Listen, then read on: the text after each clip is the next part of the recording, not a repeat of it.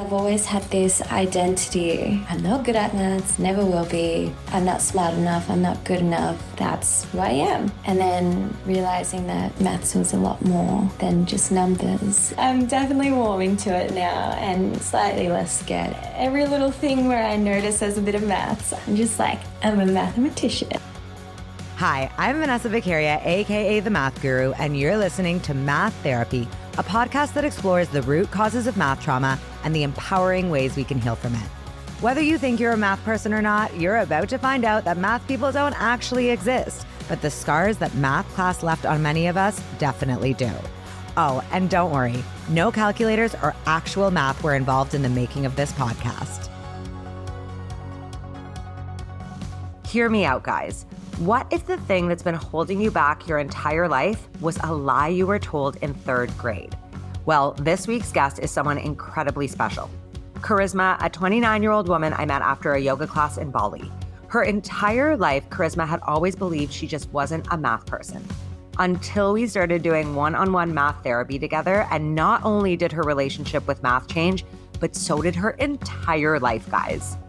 In this episode, she opens up about a lifetime of math anxiety rooted in early trauma. She also opens up about the moment she realized that math is so much more than numbers and how she finally started facing her fear of math and came out on the other side feeling not just capable, but powerful. This is one of the most personal, vulnerable conversations we've ever had on the podcast. Charizma is living proof that the stories we tell ourselves can change, that it's never too late to change, and that healing your relationship with math can completely change the way you see yourself, the world, and what you're truly capable of. Hi, Charizma. Welcome to Math Therapy. Hi, Vanessa. Okay, so I feel like there's so much I want to talk to you about, and I'm just going to try and hold in my excitement and just start by saying I'm so happy to have you here. I think this is so cool. We've only known each other for 2 weeks, right? Yeah. Isn't that? Yeah. It feels like so long because we've been through so much together, and you're such a fascinating person. But I'm going to just start by asking you, you're also my first ever, I don't want to say my student because you're not my student, but my first ever person I've had on here that I've done math therapy with actively. Mm-hmm. Okay, so my first question actually is just, how did you end up here? What possibly motivated you to be yeah, you know what, I want to do some math therapy? Well, you met my partner, yeah, who mentioned to you that I was a bit funny with maths. Mm-hmm. And then when he came back to me and told me that you do math therapy, I was like, oh, cool. And he's just like, maybe you should meet up with her. And I was like, oh, I'm a bit scared. But then I was just like, yeah, this is an opportunity to really work on something that's always been a bit of a struggle for me. And so even though I was pretty nervous, I was like, yeah, let's get it. Let's get it. Yeah. So when you say you were always been a bit funny with maths, I love how you say that. I love that you say maths also. What did that mean to you? What was your kind of relationship with math like? I guess I'd just given up on maths. I was just like, I'm not a maths person. I'm not good at it. Never have been, never will be. And just kind of was like, yeah, I'm just not a maths person. And maths has always just been very scary for me since a very young age, but even more so as I've gotten older.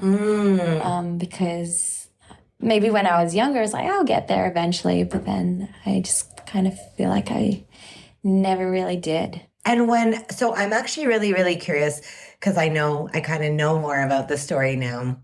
When you were saying, I'm not a math person and I just won't be able to get it, what were you thinking of when you were thinking of math? What were the things you felt, let's say, bad at? Or the things that felt scary to you? Yeah, just numbers. Yeah.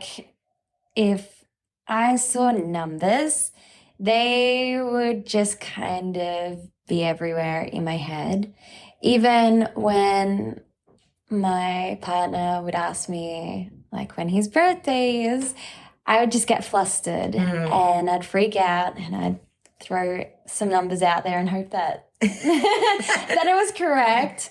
I think anything to do with numbers has been really freaky for me. Okay, and so this is really interesting that you're kind of like numbers, and I'm wondering too if you can even like remember what that feeling was that you would get. Like, you know, like if you were like faced with a number, do you have any idea why you would get flustered? I'd actually love to hear like what that flusteredness felt like, if you can try and describe it. Well, I'd been practicing maths with a friend previously because I have been tutoring some maths, but I wanted to learn how to do this kind of problem correctly and make sure I knew how to teach it. So got my friend who I would consider is better at maths than me to help me out. And I just couldn't understand it and I would cry. So there have been multiple occasions as an adult that I've cried just looking at numbers and being like, it just does not make sense. It's not clicking, it's not making any sense in my brain. And then, yeah, now just even looking at numbers has been a little bit scary where I just kind of want to shut them out, or I guess I have a bit of a fight or flight response to it, or freeze. And so, yeah, you just kind of want to like shut it down, avoid it. Yeah. Or you literally like start crying and feeling kind of panicky. Yeah. Was there a feeling that came up? Like, you know, you were kind of saying when you were working on that math problem with your friend, you were just frustrated you couldn't get it. Did you feel like that was like saying something about yourself? Like, why was it so loaded? Yeah, totally. I feel in those moments that I'm just dumb. And it's just kind of added to this lifelong story that I've had that, you know, I'm not smart enough. Because I know about a bit about your background, I do want to kind of just ask about that because I think it's really important for listeners to hear how you got to that place. Like, so you'd mentioned kind of in elementary school, it was always difficult. Are there things you can kind of pinpoint about education that got you here? Like that you were like led you to the place where you were like, I can't do it? Yeah, so I think a big part would be that I went to a Steiner school when I was young in kindergarten, and they don't teach maths till you're about 7. And then I switched schools. I went to like a traditional public Australian school, and I remember being in the classroom and the teacher would ask questions in maths class and I would have no clue. I don't even know what she was saying. I was just like, what? What does that mean? And so that was very early on that I was like, I just don't know. I haven't got a clue. And actually, I think that the teachers kind of just put it down to I wasn't really smart. What gave you that impression? Like, because they just gave me different schoolwork to the other kids in the class. And so I kind of feel like I fell through the gaps. And maybe the teachers didn't really know how to bring me up to speed or what I needed. And I guess in large classroom environments, it's hard to really give that individualized learning. So, yeah, I definitely felt like I fell through the cracks. And then even in high school, I was given different work to everyone else in the class. Wow.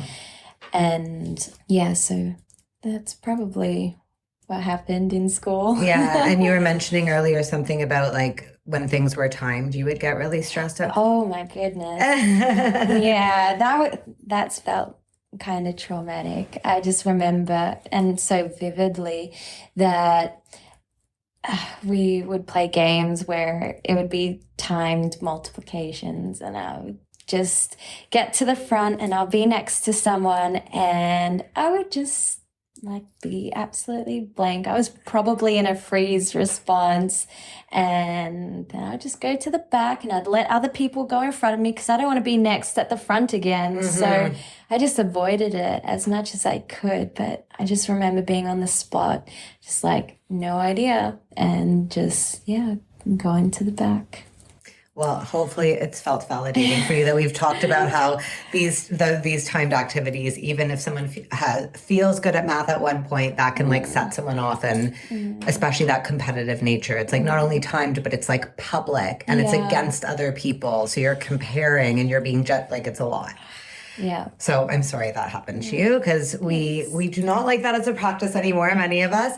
Okay, I want to fast forward a bit of like, okay, so this is kind of sets the stage of like why you kind of had these feelings and you've carried those with you. Yeah.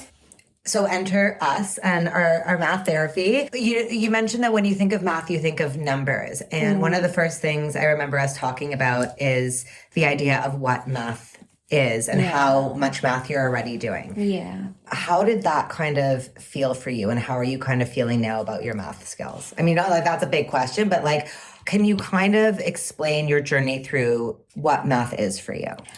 Well, during our first session, you had a list of different math concepts or topics, and I just didn't realize that all of those things were maths. Yeah. And like reading maps and just like spatial awareness, and like there were some topics on there that I felt a little more comfortable with, geometry or whatever. But yeah, even just problem solving. So from memory, I think I circled about half of the things on the list. So interesting for someone who says that they can't like remember things, because that is exactly what happened. Sorry, that was unnecessarily sarcastic. So that was a big shift for me, because it just changed what I thought what math actually was. And then I kind of went home and I just realized that I was doing maths all the time.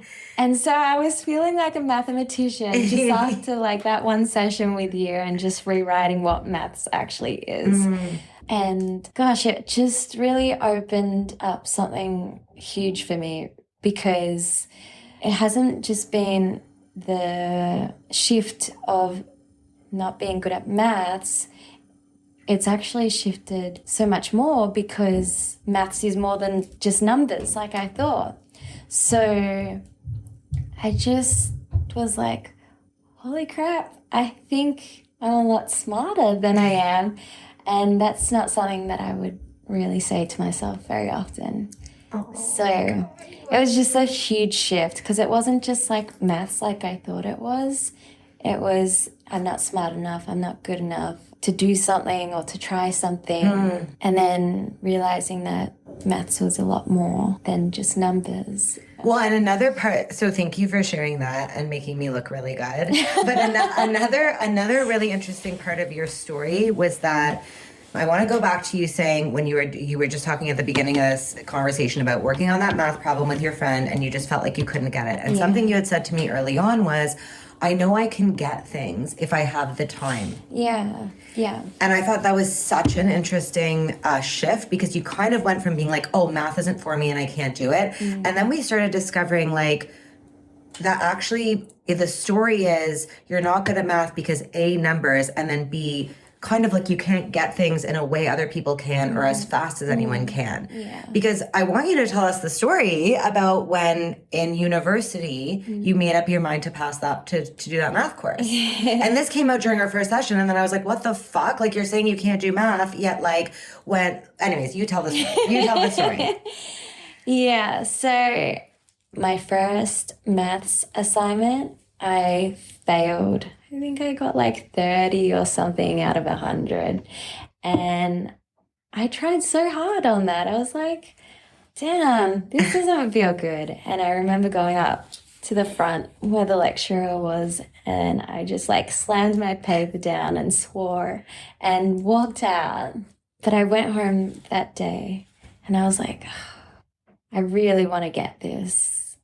So I went to this lecturer and I said, I'm really struggling. I don't understand these concepts. Would you help me? And she stayed back like for 4 hours or something, just helping me with my maths. And she just put in this time with me. And I feel like I'm a bit slow to get to my answers, but she like came back every day as well. So I got to really have her support. And basically I ended up passing really strong. And Wait, sorry, pause. Passing really strong. Can we allow, what is that? What is that? I got into like an honors society. Okay, so I'm sorry, what? The fuck? Like, the playing down of this huge accomplishment will not fly on the pod. Okay, yes, go on. Just want to make that clear. Yeah, so I got pretty good grades by the end of it, which was bizarre because, I've always had this story that I'm not good at maths, I'm not good at school because I barely even got into university. But then I ended up getting some of the highest grades for my cohort and class. So I'm sorry, cool. What? Well, what's so interesting is you're still playing down the story. No problem. It's baby steps. But when you brought this up during our first session, I was like, hold on a second. So where does the story of I can't do math, I'm not good at math come from? When you just told this story about when you set your mind to it, had someone help you, put in the work, you got some of the highest grades. How come that event didn't impact you in a positive way where you carried that with you? Why did we go back to I can't do math? I'm actually curious. I think for me, doing it in the book and in the classroom was fine. And I really was practicing my maths to get to where I was at the time. And then out in real life situations where I'm thrown numbers, it's been pretty easy to also avoid as well, or it's all kind of, I could pull out my calculator, it's not a big deal. Yeah. But I think what was big was just like when I was tutoring and I really wanted to show up for these children and I wasn't getting it and I was in front of my friend, it just kind of set something off for me. Yeah. Because they're like a human calculator. Yeah. And they get the numbers and it's just like instant for them. So I think I just panic when I don't like have that time to think it through, or also just being in front of people on the spot kind of thing scares me a lot. Or used to. It's getting better. Well, I want to highlight something here because there's a couple of things that I think are really important to notice. Like, first of all, our brain has negativity bias, so we will always see the negative. Like, you're going to it's normal to be like, yeah, there was this one time in university where I tried really hard, but all these other times, right? Like, our brains do that for survival. So that's why it's so important for us, like, to really notice when we are having those successes, because we almost have to highlight to our brains, like, pay attention to this one more than like the time I couldn't do the tip on the restaurant bill. Right. Like, you like fucking getting the highest grades in a university course speaks way more to your math ability than like the one time you couldn't do 6 times 5. Like, you know what I mean? But our brains will pick that one. But then also what's so interesting, and I found working with you, is you have this story and it's very connected to numbers. Again, in that first week, there was already so much more progress and you being like, yeah, I'm a mathematician, I'm doing math. But I remember in our second session, you were kind of like, listen, the thing that's going to make me feel better is like being able to do my times tables. Yeah. There's still this. And I think that's really important because I think we can acknowledge 2 things at once. One, yes, that we feel capable in these areas of math, that we're growing in that way, that we're feeling more confident. And 2, that there's an area that's kind of a soft spot for us that we'd like to feel better in. Yeah. And that's okay, right? But like, one doesn't negate the other. Like, just because right now you don't feel confident in your times tables, that doesn't like eradicate all of the math confidence you've built and all the skill you've built. Right. So I think that's really, really important. And we decided to start working on your times table. So I definitely want to talk about that. Part of this story was like, I feel dumb if I can't do it. I feel dumb if I can't do it in front of people.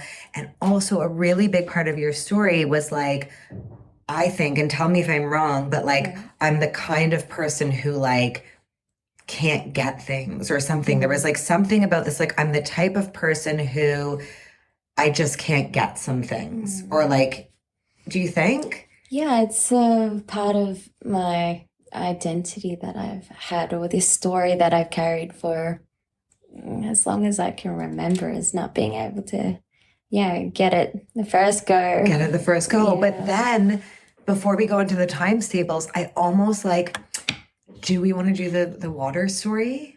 Because I think when you brought up that part of your story of being like, yeah, I'm just the type of person, if I can't get it the first go, like I was believing you. I was like, okay, so that's the type of person she is. I'll work with that. And then you told me this story that completely like blew my mind. And I was like, this is so crazy that you're carrying this story around, but these major things in your life have proved that the opposite is true. And so I do need you to share the near drowning story, because it's unbelievable. Okay. Yeah, so I was at this event with friends and there was this dam. It was quite a large dam. And basically, I was really excited because the day before I'd swum to the other side, and I've not been like a super confident swimmer, but I could swim. But then the next day when I went in, there was no one else in there, but I had my friends on the side. They couldn't really see me swimming, but I got halfway through and I was in the middle of the dam and I just kind of forgot how to swim, or I was just like, wow, I'm a very long way to the end. I don't think I could do this. And my fight or flight response was just to, freeze. Oh my God. And so when you freeze in water, you kind of start to go under a bit. And so that was not a very pleasant experience. I was like, oh my gosh, I think I'm going to drown right now. Like, I know that my friends are here as well, but it was almost like I'd rather die than embarrass myself calling out for help. Oh my God, we just have to pause for a second. Like my whole, like, okay, keep going. So I just like did my best to kind of swim to the side, but I was very upright and I wasn't swimming properly. And I went under for a bit and I was just kind of like, this is it. And I was just kind of accepting. But at the same time, I was like, oh, I'm just going to keep trying. And oh my God, you were accepting that you were going to drown? well, I mean, somewhat. I ended up getting out through the side. Yeah, you're here now. I stood up and I went and sat with my friends and I was just a bit quiet, but they didn't realize like anything. And then I was walking back and I told my friend, I was just like, I almost drowned. And they're like, what? And it only took a few minutes and then the shock kind of just like set in. And I cried. The pathetic fallacy of this happening right now, the dramatic music. I just cried. I think it was a bit wild for me to be like, yeah, I'd rather die than be in this embarrassment right now. So, and then I just didn't trust my body after that. I was like, I don't want to eat. What if my digestion doesn't like work? Yeah. Because I just didn't trust that I could do anything. But after a few hours, I was like, I really don't want this to become such a traumatic event for me. So I was like, I'm going to go into the dam the next morning. So I woke up, went to the dam, and I was like shaking, and I just put my feet in. I was like, all right, that's enough. Like, I'll just stand here for a couple of minutes. And so I did that, and that's all I could do. I couldn't go any further. And the next week I went to the local pool and I was like, yes, I'm going to put my head under. I'm going to, get over this thing. And I just went to, like maybe shoulder height. And I was like, no, I just stood in the pool for a whole hour. I was like, I can't put my head under. It's just impossible. And then over a few years, I just started doing a little bit more, like swimming, taking my feet off the ground. Then last year or the year before, I went snorkeling. Like huge. Yeah. And then just a couple of weeks ago, I went scuba Oh my diving, God. where I did not come up for air for about 45 minutes. So that was just, yeah, pretty wild and such a big journey for me. That was over like 5 years to overcome that one. Well, okay, I've heard this story before, and now even now I'm like, oh my God, there's so many. Okay, I gotta do a breakdown because I remember when you told me that story, not to mitigate the how much more important drowning is than learning math. Okay, everyone, like I just want to say, but the parallels are so wild to me. This idea of your body just stopped knowing how to swim and you knew how, right? Like it's not like you, it just, and then that can happen. It's like you can know your times tables even and just freeze in a moment and not know how to do it. Yeah. Like this happened to me in yoga class the other day. I told you when like I was at the front and everyone was behind me and I suddenly couldn't do a posture I'd been doing for 2 months. Like, so to know that that happens and then be such a powerful moment is you making that decision to be like, if I don't try this thing again, it's going to turn into this traumatic event that I can never swim again. It's going to turn into that. Like, and you making that decision and then having the patience and trust in yourself to being like, I'm not going to rush it. It took 5 fucking years, but now look where you are, you know? And so when we were talking about this, I asked you, I was like, does this at all make you reflect on your math journey? Or you're like, do you know what I mean? And I'm curious what you thought. Yeah, well, I guess that's why I'm here with you. It's been such a big story and like having maths trauma, you know, and when William first was like, why don't you see Vanessa? I did feel nervous, but yeah, I guess I was just like, no, I'm gonna overcome this. And I guess I know it'll take time. I still don't know my times tables yet, but I know more than I did. Like, Yeah, but how many of your times tables did we determine that you knew? Half of them. yeah, half of them. and I know more now already. And it's literally been 2 weeks. Yeah. You know, I do a lot of work around like fear and math trauma. And there's something called the fear anxiety avoidance cycle, where when we have this fear and we go into avoidance, so we're like, oh my God, I'm scared, I'm anxious, whatever, I'm not going to do the thing. It just perpetuates and then it gets stronger and stronger. So like, it's like the more you like, if you had avoided swimming, it's like every time you were faced with water, it would be even less likely that you were going to go in. Right. And what you did is what I try to help teachers help their students do, which is to interrupt the cycle when between anxiety and avoidance. So you have anxiety about the thing, like let's say math. And if you avoid it, if you decide to avoid it, that anxiety is going to get stronger the next time. You yourself, without anyone else's help, just interrupted the cycle. Like with that swimming, you were like, fuck it. Like I'm gonna do anything. And all you did was stood in the water. But that's also what we try to do in math education. Just find a way for someone to do any math. Like if they're scared of math, just any math at all. It could be like count to 5, like count something. I don't care. So that like you interrupt the cycle so it doesn't make the anxiety stronger the next time. Yeah. And so when we like, this story is so powerful because it's such a metaphor for what I'm trying to help people do. And then what you ended up doing after we talked through this story is you went home and you did some math. And I actually want to hear what you've been doing. By the way, everyone, I told Charisma to go home and do 10 minutes maximum of math on Duolingo. Like I was like, start at the very beginning. And what happened instead? I think the first day I spent like 2 hours just doing maths, learning my times tables and hanging out on Duolingo. And I was just so excited for it. As soon as I finished with you, I just downloaded the app and I went for it. And I was obsessed with it. And I was just like, this is so much fun. I was just really excited. And I think because you've just had so much faith or something in me, and that's been feeling really good for me and just super easy for me to pick up my phone, do Duolingo and to practice my times tables, which in the past I haven't given enough time towards. I've not been excited at all about maths. So it's been a massive shift and I'm just really grateful for that. I'm so grateful to be a part of this. I mean, I want to know so it's been 2 weeks.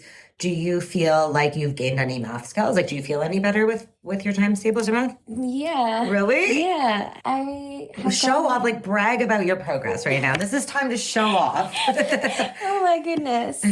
Well, I've been asking my partner to just blurt out some times tables. You're working on your sixes right now, right? Sixes and nines. We're on nines. We're doing it. Yeah. Okay. And that's been pretty good because I did freak out at one point with my numbers and I had a bit of a thing, but we moved through that. But I've been getting pretty good results and my answers have been mostly correct. Sometimes they're not.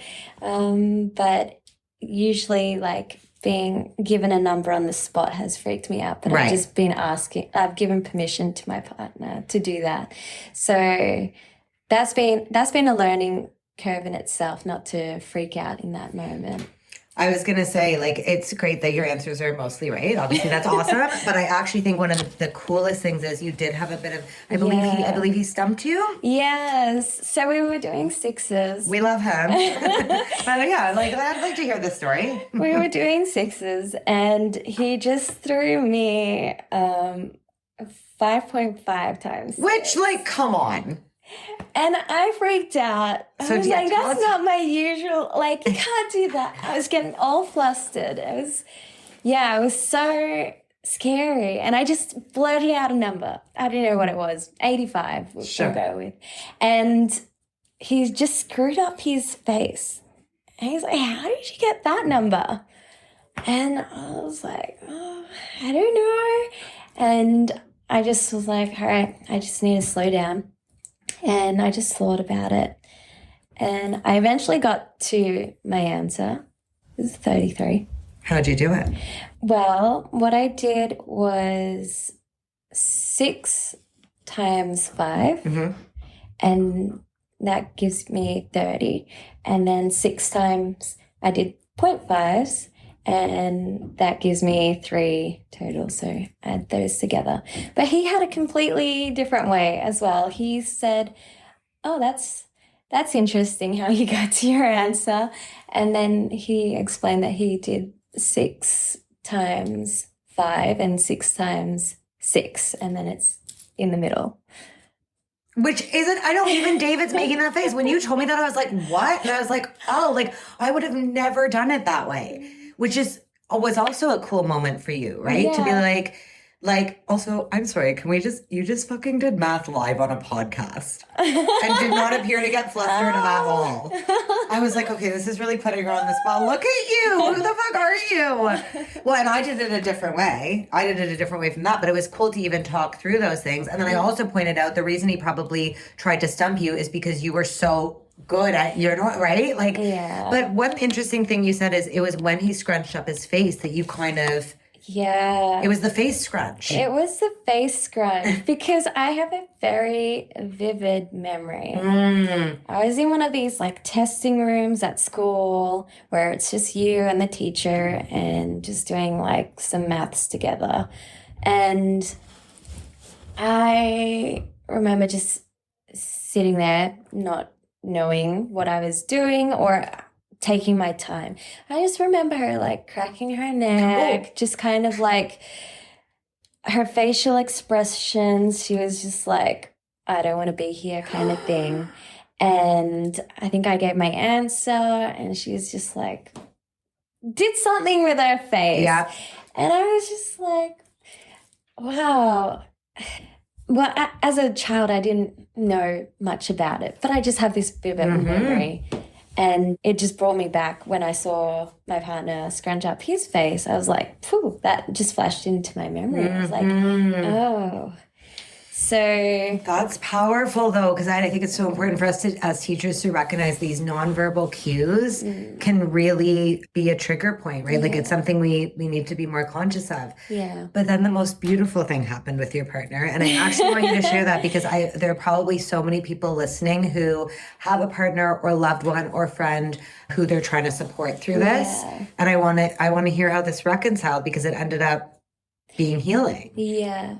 There was another point in there as well because I kind of rolled over and I was a bit sad, and he tried to comfort me, which is very sweet. But he did say, it's okay, maybe numbers don't come so naturally to you, but you're so good at other things. And that was just like, oh no. Yeah, how did that make you feel? Well, it didn't feel so good. I was a bit sad with that response. And it almost kind of rewired the work that I've been doing with you, Vanessa. But it didn't. I was just like, he doesn't realize that just scrunching his face could, set something off like this. And saying that and making that comment, it's so well-meaning. We say, I've said stuff like that all the time, but what I think it says to you is, so you don't believe I'm really good at this thing. Yeah. Yeah. So he did his best, and I could see that he was really trying to comfort me, given that I'm doing the therapy with you. But then I was just like, I'm going to chat with ChatGPT. It just be my best friend. And I think I told Chat everything that was going on, and that I'm seeing a math therapist, and that this incident happened when I was given this number and my partner's responses. And then ChatGPT just said, oh, I wish I could wrap you in the gentlest blanket right now. And I just cried. It was just the sweetest thing ever. I'm dying. David is losing it. Yeah, it just was like, wow. This just is so interesting, because the fact that you cried and felt so comforted, what you needed in that moment was what? I needed safety. Safety, yeah. Yeah. And Chat's responses were just really incredible, because it just, there's so the much. loving way you're like looking at your chat is very amazing right now. Oh, it's so sweet. Oh my God, should your partner feel threatened? But one of the sweetest things it said, or one of the wow moments, was it said, that question didn't expose a weakness. It exposed a wound. And I was like, oh. So that was a really big one for me. Oh my God. Yeah. I might quote that in one of my presentations. Like that. Like, who do I quote? ChatGPT, I guess. Yeah. And that wound deserves so much care. It deserves loving attention. And not shame. Oh, and Gabor Mate always says, and I say this in all my presentations, trauma is a wound. Yeah. Like, that's how we have to look at it. Yeah. And then it just kind of went on to say that this work that you're doing, learning your 6 times tables as an adult, is so badass. It's sacred reparenting work. It's brave and vulnerable and wildly courageous. Fuck yeah. Yeah. Oh my God. Yes, agree. Yeah. So that was just really sweet. And do you even need me anymore? Like, do you think you're like... No, it works.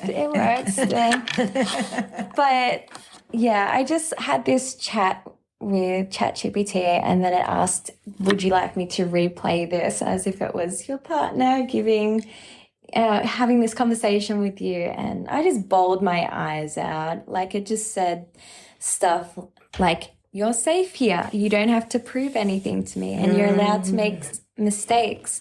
Let's slow down. And I love every version of you, even the ones that get flustered with numbers, especially her. So I was just like, yeah, all the tears. And then the next morning, I just asked my partner if he wanted to hear my experience that I had and my experience with Chat, and he was just so down to hear it, which is amazing. Yeah. And he was just, he was like, wow, I'd so love to learn how to talk to you in that way. And he was just, he was super sweet about it. And there was another flustered moment that I had, and he went through the whole thing as if he was like ChatGPT. Stop. But even better because it was just him. It was a person? Is that why it was better? Yeah. Okay. It was actually your partner. But that is, and that I really want people to hear that. This idea of him coming to you, being like, how can I do better? Is how we can all support those people in our lives, even of our students, because I believe he was like, I didn't realize that, you know, me doing that with my face or me saying those words would be harmful. And like that, all we have to do is ask, right? And learn that. Yeah. Honestly, I really want you to recognize that in these moments, you could be like, you know what, forget it. I'm not going to do it anymore. But you're learning from it. You're learning what you need from yourself and from AI, I guess. And you're carrying on. Yeah. It's so inspiring. Like it's truly amazing. Yes, I'm so excited about the math, but I'm so excited to see that you're starting to rewrite this story about yourself and about what you're capable of. Yeah. And you're doing all the things that our last session last week, you were like, I think I'm really scared of trying things I don't know or getting things wrong. I think it's interesting that you're not only rewriting the story, but you're recognizing kind of the holes in your story. Like there are so many things I know that you try. You've like, I don't know, you guys almost died on some hike and like the snow. I don't know what you were up to. Or I watched you in yoga class trying new postures. So I think it's been really cool to watch you recognize, hey, this story I have about myself isn't necessarily true. I'm not giving myself enough credit for the ways in which I am okay with trying new things and taking risks and all of the math you are doing. Like when you were like, I don't know my times tables. And I was like, which ones don't you know? And you only circled half of them. I was like, what? Like, so I think I'm really happy to see that. And I'm curious, you said that you were scared to move to your 9s times tables because you thought it was going to erase all the knowledge you had about your 6s. Has that been true? I don't think so. Okay. And why? Like what strategy are you using? So I focused on 1 times table at a time until I was like getting most of them correct. And then I've incorporated both and all of the other times tables that I feel confident with. And it's still there. And when I do get a bit confused, now I know that I just need to take some time to think about it. But yeah, it's still there and it's coming quicker and quicker. Oh my God. Yeah. Okay, so let me ask a couple, I actually want to know a couple final questions about this. What do you think we've done together that's made the biggest difference? Just out of curiosity, because I know a lot of teachers are trying math therapy and they're trying to do this stuff with their students, and it obviously depends on the person, but I'm actually curious. Like, what do you think has made the biggest difference for you? I think the biggest difference might be that you've pointed out that maths isn't just about numbers. So I think that's the biggest one for me because it's just made me go like, oh, I guess I do know more maths than I thought. And so that confidence in that has also made me feel more confident in just, trying my times tables and stuff. And I think another one is just I feel really safe. For example, when I got flustered in a moment with you, you gave me the space and the time to get to my answer. You didn't scrunch up your face or I got Botox for that reason, you know? And you just kind of reminded me that I know how to get to my answers. And that's something that I've mentioned. And you just reminded me of that and that, it's okay to slow down and stuff. So I think that's been the biggest, for me. Thank you. That is so nice. So nice to hear. And I think also just such good advice for teachers to hear too, because for all of us to hear, it doesn't have to be some big, rewriting the whole curriculum or something. Sometimes these little moments and these little things and a little Botox goes a long way. There was something really profound you said after our second session that I want to revisit, where you said, I was kind of like, is your story changing about math? Is your math story changing? And you said, I think I might be scared. Oh, yeah. You said it. What were your words? You said, I'm scared that my math story will change. I think I said, I'm scared I might get good at it. I think maybe it was about that. It was about trying math. And I was like, are you scared you're going to try and be bad at it? And then you said, I'm scared that I might get good at it. I'm scared that I might get good at it. And I was like, why? Yeah. And that really shook me. Yeah. And then I almost started crying. Yeah. And I never cry in public. Yeah. That was just something that I don't know, it came up in that moment. Like, I'm scared that I might get good at maths. And I think, like, it's because I don't know who I'd be. Because I've always had this identity that I'm not good at maths, never will be. That's who I am. And I think just from having that one session with you and then being like, oh, I'm like so good at all of these things that I didn't realize, is just like, oh my gosh, it's going to open up so much opportunity, or I could be so many things. Like, I am good enough, or I can do this job, or whatever it is, activity. And yeah, I just don't know who I would be without that thought that I'm bad at maths. So, well, and that conversation took a really interesting turn because then I asked you, I was like, well, are there any other identifying, chapters of your story that you have changed? Like, and I think, are there other things about your identity that have changed? Yeah. Yeah. And you were like, well, yeah, right? Like, yeah, there have been so many things. Even your swimming story. The swimming story is a big one as well. Yeah, I just kind of realized that I do peel off these layers and become a new person over time. And it's just like, what's different about that with maths? Yeah. It's just been such a deeply rooted one for me. So it's scary, but also now it's starting to feel really exciting. Yeah. Yeah. I think it's such an important thing to recognize because I was thinking about it after of like, oh my God, like at first I was like, oh my God, that's so crazy. And then I was thinking even like when I like overcame addiction, for example, a big resistance I had to it is like, but who would I be without being an addict? Like that's just been a part of it's something like we want to let go of because it doesn't feel good. Like I don't want to be an addict and you don't want to like feel bad at math, but it really does become something we're attached to as a core part of our identities. Yeah. So I think it's really important to recognize, I've never thought of anyone feeling that way, and to recognize that, yeah, we're so deeply identified with our ability in math, and it can be scary to lose that part of ourselves, but there is a gaining, right? It's like you're not losing it, you're not closing that chapter, you're just simply flipping the page to a next part. It's not like gonna just, being an addict will always be a part of my history and what brought me here. And you feeling that way about math will be a big part of your journey. It's not gonna go away. It's just like kind of like a butterfly caterpillar situation. Yeah. It's like it's just like morphing into something else. Yeah. Yeah. Do you feel differently about that like today? Like, are you sort of like less scared? Less scared about of being good at that?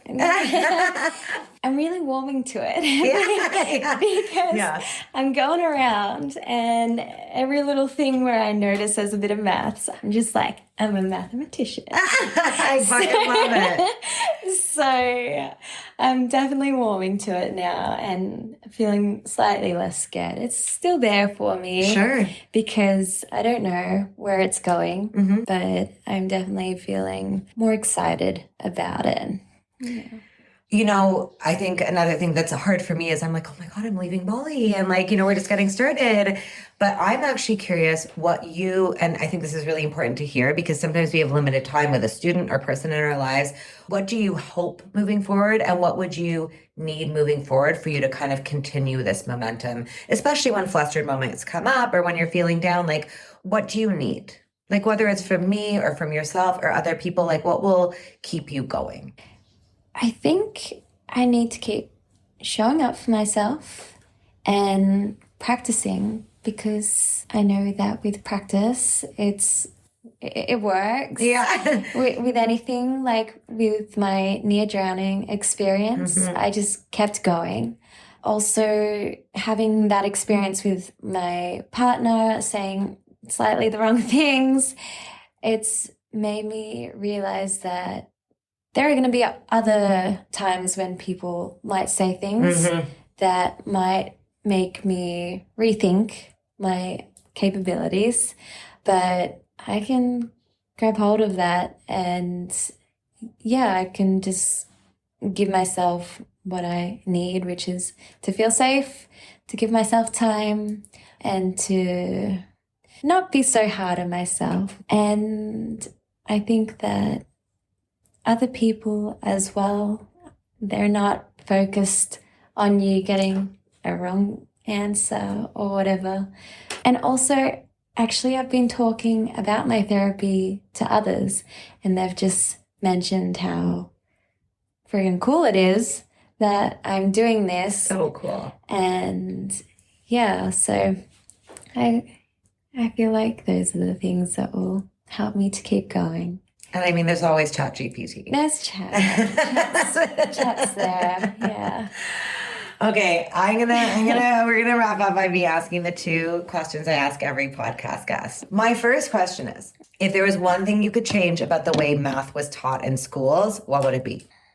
Well, I'm not into the timed stuff. I think that needs to change. Yeah. Because that's very strong in my mind to feel like, yeah, such a wound. Mm-hmm.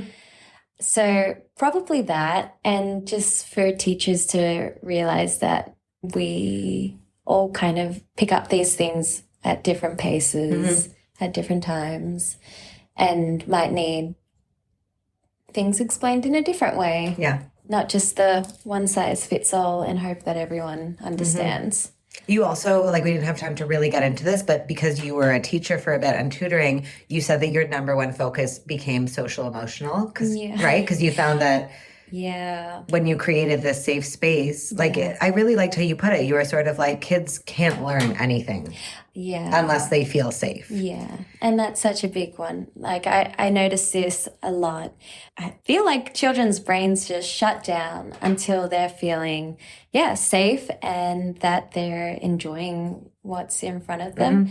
But that's the way that I think children learn best, is just once they are in that environment where they feel at ease, they'll just automatically turn on and feel motivated to, engage with what's there. Yeah. But they won't be until that's the case. Yeah. And I just think it's really cool that you were in a position where you were teaching math at a, whatever level to kids, because it is your trauma and your wound that made you such an incredible teacher. And, all these kids loved you and felt safe around you. And that's your strength, So thank you for doing that, for literally changing these kids' lives. Final question. Someone's like, Charizma, it's so great that you've been doing math therapy and like that it's working, but it just wouldn't work for me because I'm not a math person. What do you... What would you say? First off, my reaction is just like, have that compassion or that understanding. I'm like, oh, so it kind of just like ignites something in me there. And I would just really feel and empathize and have care. And I would just want them to realize, maths is in so much more than what we think. But I wouldn't try to prove that they exactly know maths, something like that. I think that's really nice. It's funny, like, I used to always be like, let me show you how much math you know, and started realizing, like, often that's not what people need in those moments. Yeah. Like, it is that compassion and that care and validation of what they're feeling. Yeah, I think that's you're such a great math teacher. Oh my God, I guess we have to end this, but I have like 40 more questions. We're fine. Are we done here? We're not, because there's a Rubik's Cube on the table that Charizma brought. Should we just end what do you think? After the Rubik's Cube. We can do the Rubik's Cube separately. After I say bye. Sure, after you say bye. Well, or you can ask her this, or I can ask her this. What? Ask her. Well, how would you answer the question yourself now if you think you are a maths person or not? Oh, am I a maths person? Yeah. I'm a mathematician. Okay.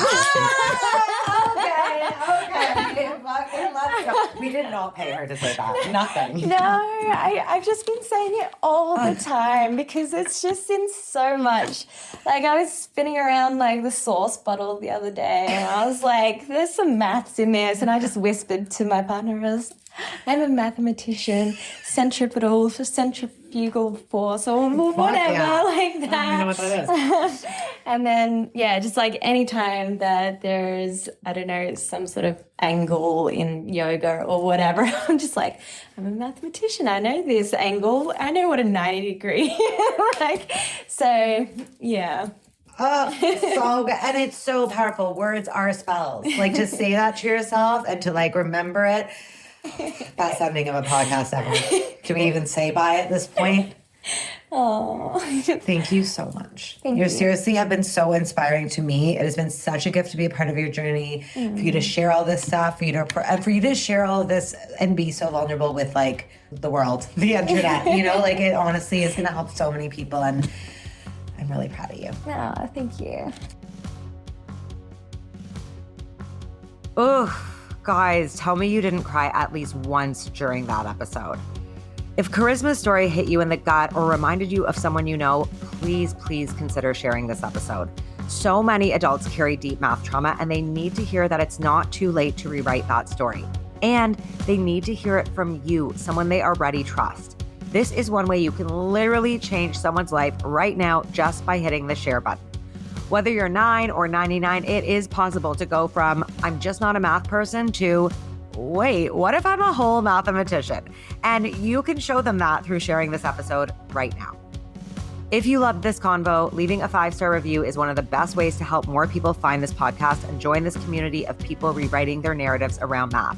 All you have to do is hit rate and review in the podcast app you're listening to the episode on right now. And if you're ready to explore your own math healing, hit me up on Instagram @themathguru or email me at vanessa@themathguru.ca. I'm always here for it, and I always want to hear from you. Finally, even though this is our last bonus episode for now, as of this fall, we will officially be a weekly podcast. That means new episodes every single week. So I want to hear from you. If there's anyone you want me to interview, any episode ideas you have, any topics you want me to explore, DM me on Instagram, email me at vanessa@themathguru.ca. I want to hear from you because this podcast is literally for you. Math Therapy is produced and edited by David Coachberg, and that lovely music you're hearing is by my band Goodnight Sunrise. Look us up. We get 0.0001 cents per stream on Spotify, so you do the math.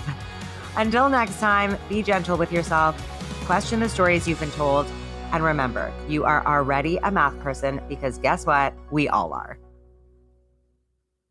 Okay, we're ready? Ready. Are your braces gonna jingle? No, I only put one on each hand. I got this one on. That's so cute. You can keep it on. I feel like I only asked Vanessa because Vanessa gestures wildly. It's fine. He'll let us know if it's jingling. Great, we're beginning.